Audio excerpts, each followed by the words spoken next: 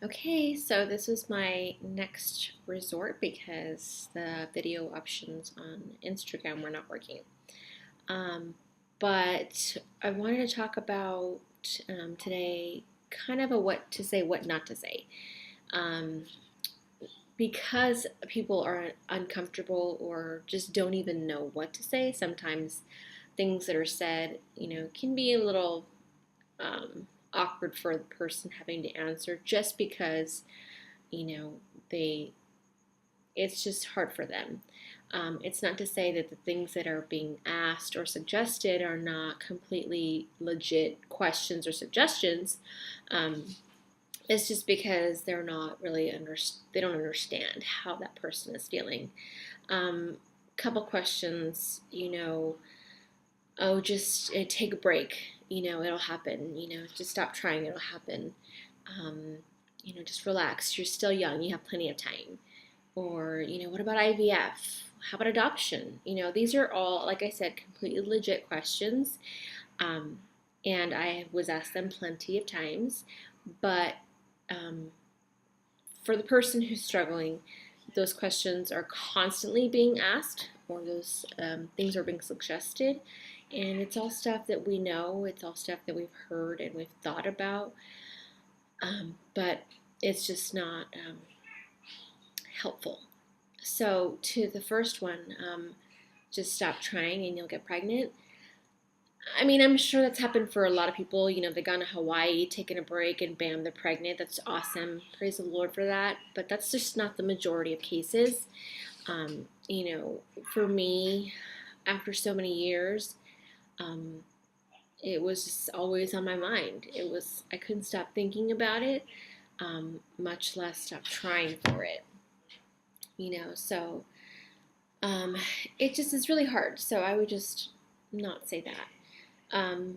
The other one was relax, you're still young. I was 22, almost 23 when we started trying. So yeah, I was really young. But look how long it took me. And again, I am not the majority of cases. People don't usually wait as long as we did for any kind of treatment or secondary options.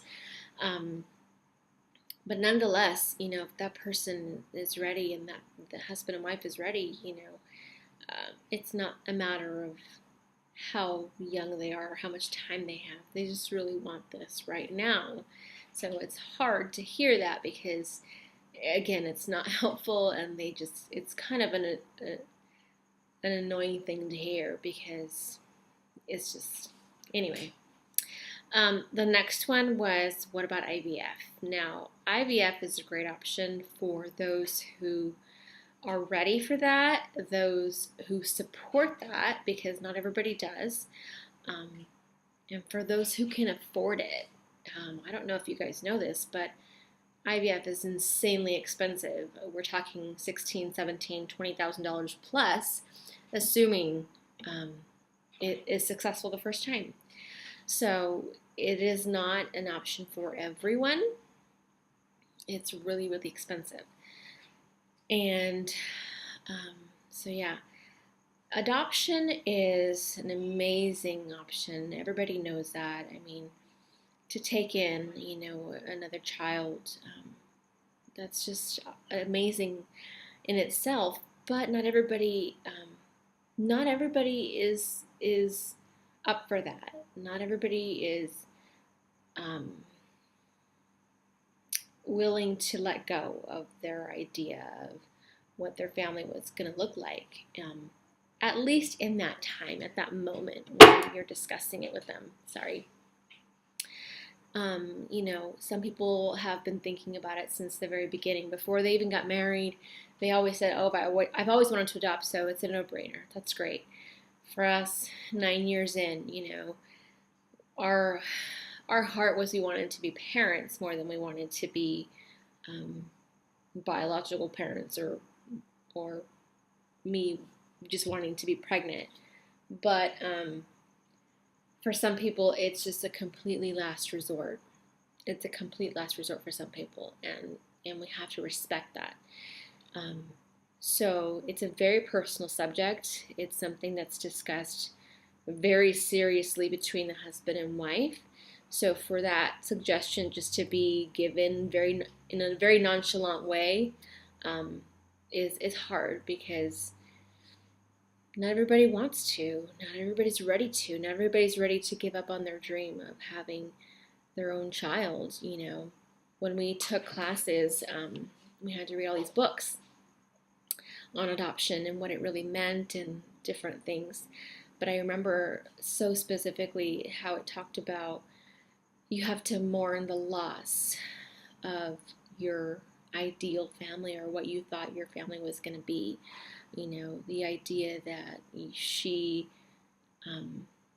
she's going to have your eyes and his sense of humor, or that she's going to, laugh like you and, you know, snore like him, whatever it is, you are literally mourning the loss of that idea of what your family was going to be.